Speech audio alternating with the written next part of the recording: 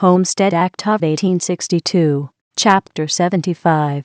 An act to secure homesteads to actual settlers on the public domain, be it enacted by the Senate and House of Representatives of the United States of America in Congress assembled, that any person who is the head of a family or who has arrived at the age of 21 years and is a citizen of the United States, or who shall have filed his declaration of intention to become such, as required by the naturalization laws of the United States, and who has never borne arms against the United States government, or given aid and comfort to its enemies,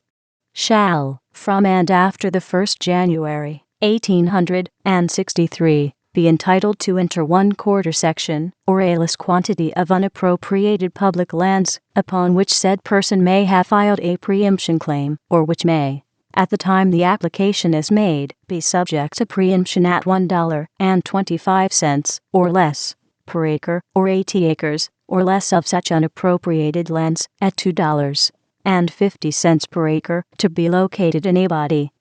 in conformity to the legal subdivisions of the public lands, and after the same shall have been surveyed, provided that any person owning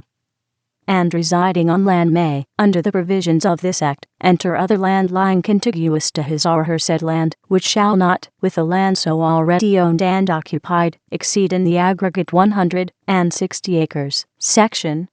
2. And be it further enacted, that the person applying for the benefit of this act shall, upon application to the Register of the Land Office, in which he or she is about to make such entry, make affidavit, before the said register or receiver, that he or she is the head of a family, or is 21 years or more of age, or shall have performed service in the Army or Navy of the United States,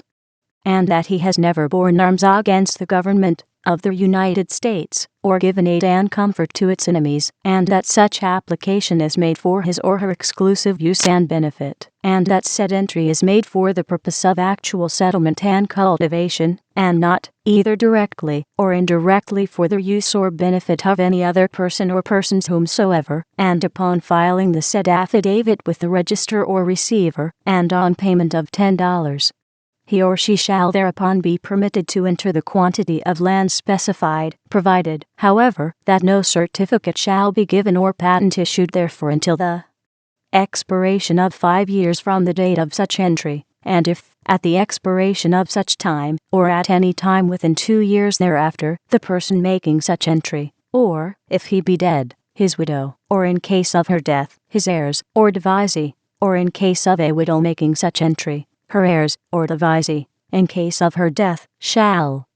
prove by 2 credible witnesses that he, she, or they have resided upon or cultivated the same for the term of 5 years immediately succeeding the time of filing the affidavit aforesaid, and shall make affidavit that no part of said land has been alienated, and that he has borne true allegiance to the government of the United States. Then, in such case, he, she, or they, if at that time a citizen of the United States, shall be entitled to a patent, as in other cases provided for by law, and provided, further, that in case of the death of both father and mother, leaving an infant child, or children, under 21 years of age, the right hand fee shall ensure to the benefit of said infant child or children, and the executor, administrator, or guardian may, at any time within 2 years after the death of the surviving parent, and in accordance with the laws of the state in which such children, for the time being, have their domicile, sell said land for the benefit of said infants, but for no other purpose, and the purchaser shall acquire the absolute title by the purchase, and be entitled to a patent from the United States, on payment of the office fees and sum of money herein specified. Section 3. And be it further enacted, that the Register of the Land Office shall note all such applications on the tract books and plats of his office, and keep a register of all such entries, and make return thereof to the General Land Office, together with the proof upon which they have been founded. Section 4. And be it further enacted, that no lands acquired under the provisions of this act shall in any event become liable to the satisfaction of any debt or debts contracted prior to the issuing of the patent therefor. Section 5. And be it further enacted that, if at any time after the filing of the affidavit, as required in the second section of this Act, and before the expiration of the 5 years aforesaid, it shall be proven, after due notice to the settler, to the satisfaction of the Register of the Land Office, that the person having filed such affidavit shall have actually changed his or her residence, or abandoned the said land for more than 6 months at any time, then and in that event the land so entered shall revert to the government. Section 6. And be it further enacted that no individual shall be permitted to acquire title to more than 1/4 section under the provisions of this Act, and that the Commissioner of the General Land Office is hereby required to prepare and issue such rules and regulations consistent with this Act as shall be necessary and proper to carry its provisions into effect,